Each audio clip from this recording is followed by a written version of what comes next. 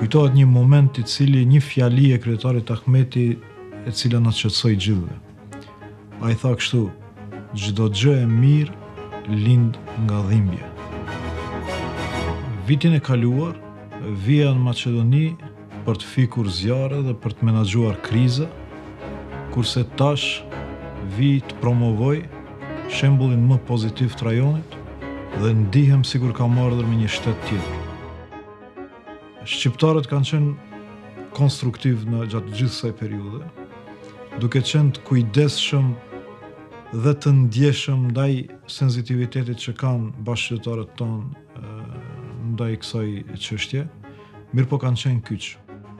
Dhe mendoj se pa rolin ton konstruktiv, ky proces nuk ka mund të jetë i suksesshëm. Kjo na ka bashkuar edhe më tepër, për shkak se edhe një herë po bëhemi bashkë krijues, bashkë themelues një shtetit përbashkët, se po që se ju tregoni rezultate në një afat të shkurtër,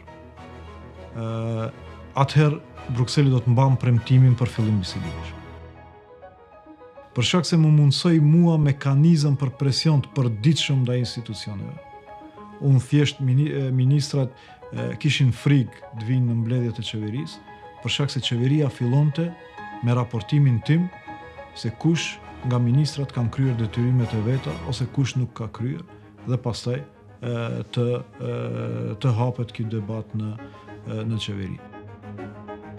Mbyllëm emrin, mbyllëm marrëveshjen me Bullgarinë, e votuam ligjin për gjuhën dhe realizuam mbi 95% të reformave.